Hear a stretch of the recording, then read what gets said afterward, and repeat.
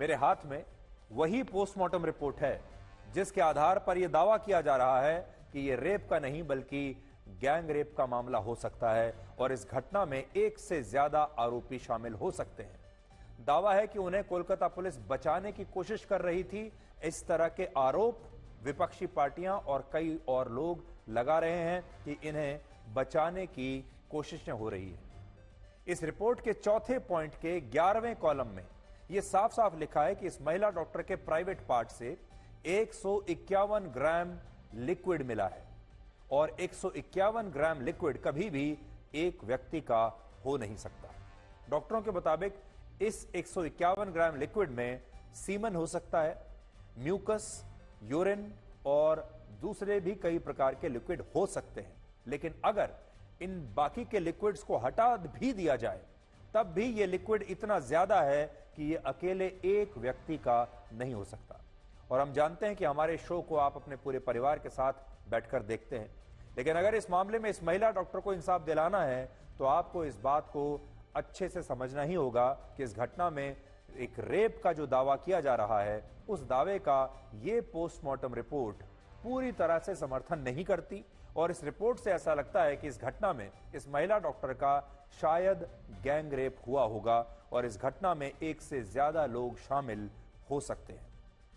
और इसीलिए अब इस मामले में फोरेंसिक जांच और डीएनए जांच बहुत महत्वपूर्ण हो गई है, क्योंकि प्राइवेट पार्ट में मिले इस लिक्विड की डीएनए जांच से यह पता चल सकता है कि यह रेप की घटना है या गैंग रेप की घटना है। इसमें एक व्यक्ति का सीमन है या कई और व्यक्तियों के भी सीमन इसमें मिले हैं। इसलिए अब पूरा की पूरा ये जो मामला है ये डीएनए टेस्ट और फोरेंसिक टेस्ट पर आकर रुक गया है और डीएनए टेस्ट की जब रिपोर्ट आएगी उसी दिन यह साफ हो जाएगा कि ये एक रेप है या फिर ये गैंग रेप है, इसमें कितने और लोग शामिल थे।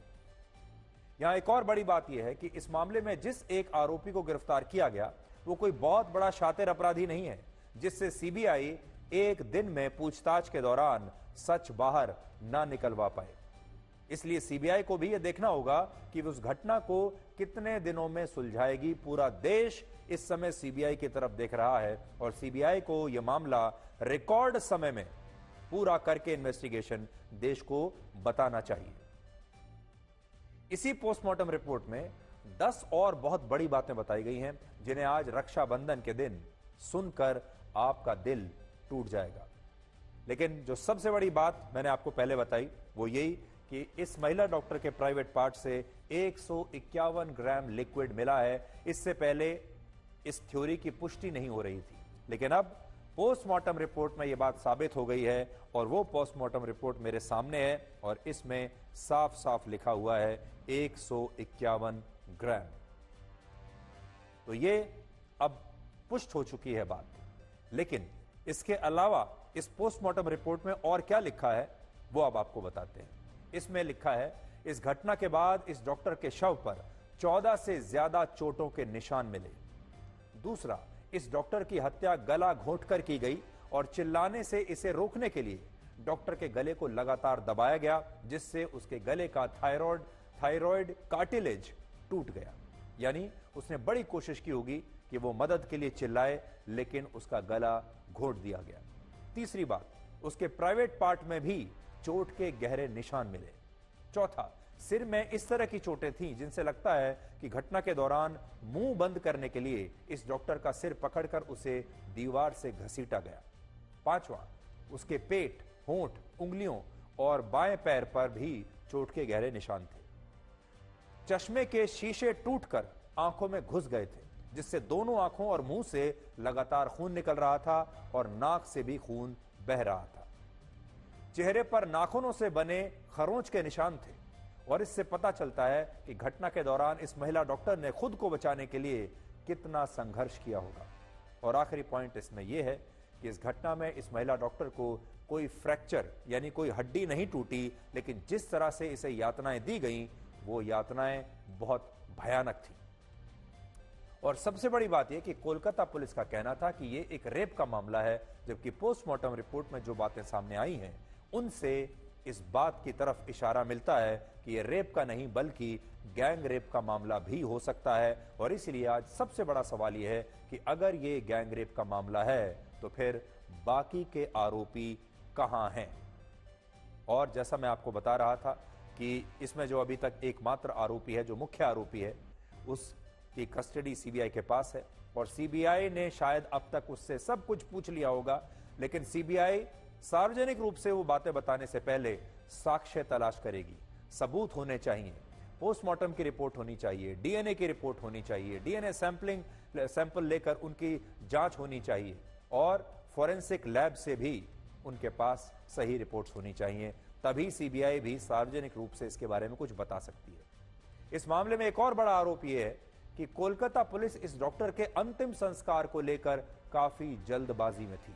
तो आज एक सवाल यह भी है कि इस महिला डॉक्टर के अंतिम संस्कार की आखिर इतनी क्या जल्दी थी, जबकि आप जानते हैं इस तरह के मामलों में जो शरीर होता है, जो शव होता है, वो सबसे बड़ा सबूत होता है। जिस शमशान में इस महिला डॉक्टर का अंतिम संस्कार हुआ, उसके प्रबंधक का कहना है कि शव का पोस्टमार्टम शाम को 6 बजे हो चुका था, लेकिन इसके बावजूद पुलिस शव को रात को लगभग 11 बजे शमशान में लेकर पहुंची और पुलिस की तरफ से शमशान के प्रबंधन को यह कहा गया कि इस डॉक्टर का अंतिम संस्कार बाकी के उन 3 शवों के अंतिम संस्कार से पहले किया जाए जो उससे पहले ही शमशान में लाए गए थे। यानी कहा गया कि बाकी सब छोड़ दीजिए, सबसे पहले इस महिला डॉक्टर का अंतिम संस्कार होना चाहिए।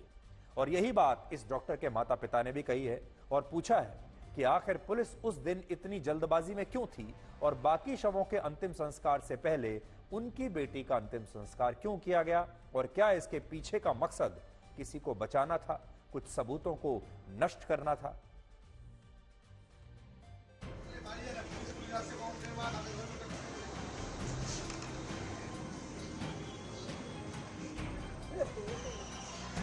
12 बजे के बाद वो बॉडी आए थे। बॉडी के डिकम्पोज होने का बहुत चांस था, क्योंकि पोस्टमार्टम सचराचर 6 बजे करीब जितना पोस्टमार्टम होता है सब लोग आ जाते हैं, लेकिन ये 12 बजे के बाद काटा छेड़ा हुआ है। और हम लोग का लोकल लड़की और डॉक्टर भी था, इसीलिए हम लोग उसको 2 बॉडी के पहले पुलिस भी था। इतना कंजेस्टेड एरिया हो गया था, पुलिस आदमी से ज़्यादा पुलिस था, एमएलए भी था, काउंसलर भी था। जब हम रजिस्ट्री किया तो उसका मम्मी भी नहीं था उधर। मम्मी भी अगर बोलते जे हम लोग को लाइन में करो तो हम लोग लाइन में करते, लाइन में कुछ नहीं बोला था। और बॉडी पोस्टमार्टम हम लोग चाहते हैं जितना जल्दी हो जाए ऐसे ही, इसीलिए 2 बॉडी के पहले पुलिस भी बोला था हम लोग को बॉडी अभी मत करो, क्योंकि अभी हम लोगों का एक बॉडी आ रहा है। तो ठीक है, 2 बॉडी आया था, हम लोग बोला रुको, हम लोग को एक बॉडी है, हम लोग को लोकल एक बॉडी है, ऐसा आदमी है, तो वो लोग मान लिया। ये भी उसको मामा पापा भी कुछ नहीं बोला है, तो हम लोग थोड़ा पहले उसको सहानुभूति के लिए उसको पहले थोड़ा छोड़ दिया। अंतिम संस्कार की जो बात आ रही है कि जबरन करवाया गया, क्या ऐसा है कि आप लोग नहीं चाहते थे तुरंत अंतिम संस्कार हो और करवा दिया गया? जो क्रिमिनेशन घाट का बारे में बोलता है, श्मशान घाट के बारे में, उधर 3 बॉडी पड़ा हुआ था, लेकिन उसका पहले ही हमारा लड़की का बॉडी जला दिया गया। क्यों, क्या वजह थी ऐसी? आप लोगों ने मना नहीं किया? आप लोग भी तो थे वहाँ पे। नहीं, इसमें तो क्या, उस टाइम में तो हम लोग तो क्या बोले, हम लोग तो पूरा चूर हो गया। हम इसलिए तो मेरा क्या बोलेंगे उसको। আমি অ্যাসিস্ট্যান্ট সুপার বলছি, আপনার মেয়ে সুইসাইড করেছে। বৃহস্পতিবার ডিউটি গেছে, শুক্রবার 10:53 তখন ফোন আসে প্রথম। প্যান্ট ট্যান্ট গুলো সব খোলা ফেলা ছিল, গায়ে শুধু একটা জামা ছিল, চাদর দিয়ে মোড়ানো ছিল, হাতটা এরকম ভাঙা ছিল, এখানে চোখ দিয়ে রক্ত পড়ছিল, মুখ দিয়ে রক্ত পড়ছিল। तो एक बड़ी बात यह है कि वैसे भी हिंदू रीति रिवाजों के हिसाब से उस समय पर अंतिम संस्कार यानी रात में लगभग 11:30 बजे 12 बजे अंतिम संस्कार नहीं किया जाता। लेकिन जैसा कि अभी आपने देखा, पहली बार हमने आपको शमशान में मौजूद उस व्यक्ति का बयान सुनवाया है जो खुद उस समय वहां पर मौजूद था और जिसने ये सारी जानकारी उस महिला डॉक्टर के अंतिम संस्कार के बारे में बताई है। और यह अंतिम संस्कार हुआ है रात में लगभग 11:30 बजे के आसपास। तो आप सोच लीजिए 11:30 बजे रात में अंतिम संस्कार किया गया है, जबकि उसे अगले दिन भी किया जा सकता था। बलात्कार और हत्या के मामलों में क्राइम सीन से भी बड़ा सबूत असल में पीड़ित का शव होता है। और अक्सर हमने कई मामलों में देखा है कि जब पुलिस अपना काम ठीक से नहीं करती या उस पर किसी को बचाने का दबाव होता है तो वो पीड़ित के शव का बहुत जल्दबाजी में अंतिम संस्कार करवा देती है। और ऐसा हमने उत्तर प्रदेश में हाथरस के गैंगरेप की घटना में भी देखा था और अब यही आरोप इस मामले में भी लग रहे हैं। सबसे बड़ी बात यहां ये कि कलकत्ता हाई कोर्ट ने इस मामले की जांच सीबीआई को तब सौंपी जब इस महिला डॉक्टर के शव का अंतिम संस्कार हो चुका था और क्राइम सीन पर भी लगभग 100 घंटों से कोलकाता की पुलिस जांच कर रही थी। और बाद में जब यह मामला 13 अगस्त को सीबीआई को सौंपा गया तब इस वारदात की कहानी पूरी तरह से पलट चुकी थी और इसलिए अब ये जितनी भी बातें सामने आ रही हैं उनसे कई गंभीर सवाल खड़े होते हैं। तो अब आप देखिए, क्राइम सीन कोलकाता पुलिस की निगरानी में था, हो सकता है तब सबूत मिटा दिए गए हों। दूसरी बात, उसके बाद अस्पताल पर हमला हुआ, हजारों की भीड़ आई, उन्होंने वहां पर हमला किया।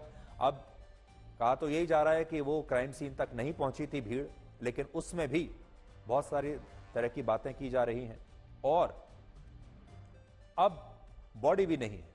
तो सीबीआई को असल में जब ये केस मिला है उससे पहले ही बहुत पानी बह चुका था, यानी सीबीआई उस स्टेज में आने के बाद भी क्या कर लेती। और सीबीआई का दुर्भाग्य असल में यही है कि सीबीआई को जब भी कोई केस मिलता है उससे पहले पुलिस पूरी ताकत लगा चुकी होती है और वहां पर सबूत या तो ठीक से पहले इन्वेस्टिगेशन होता नहीं है या सबूत मिट चुके होते हैं।